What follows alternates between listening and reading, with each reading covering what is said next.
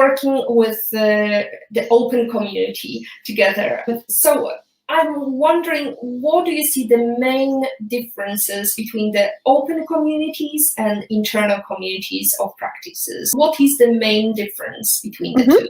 I think that this time of pandemic, the main difference is in terms of communities of practice, which are inside of companies. These communities has very specific platforms which they are using. So those are platforms which are used in a company. So, for example, those are some, like in Orange, for example, there is a Plaza, which is an internal platform which they are using for communication and which they are using for communities as well. So in open communities, you have this multiple different ideas on which platform, for example, you can build community. You have very, very different options.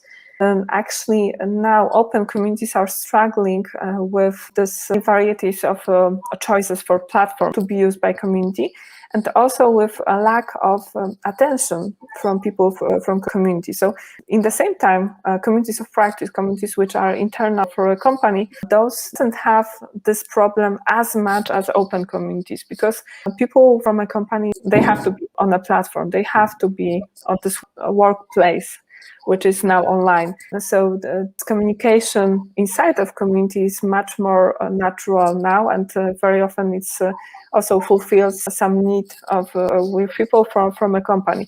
So actually now it's harder for open communities.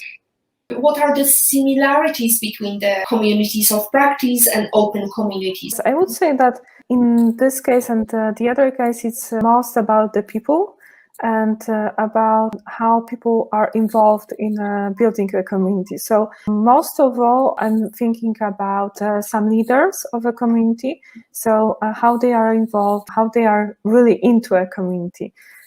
Also, the style of a community leaders would be reflected in the community. So some also very connected, and both in the communities of practice and open communities, it's very the same.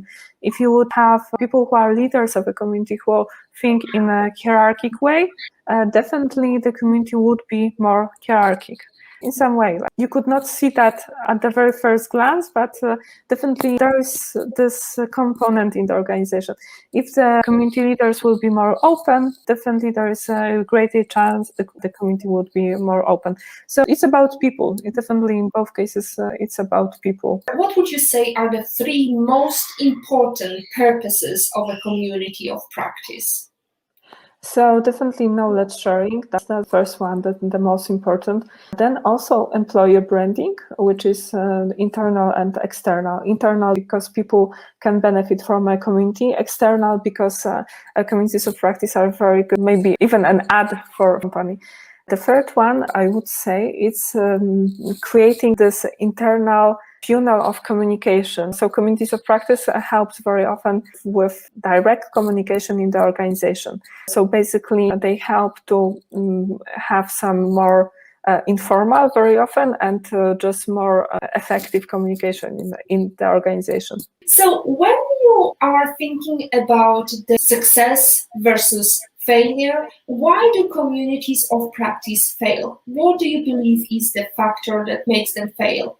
I think that the most of the time it's just a lack of time to build a community. So other going in a way, and the leaders just forget about the community. I believe that's the most typical case. And it's sometimes it's good for community because some other leaders will appear, but not always.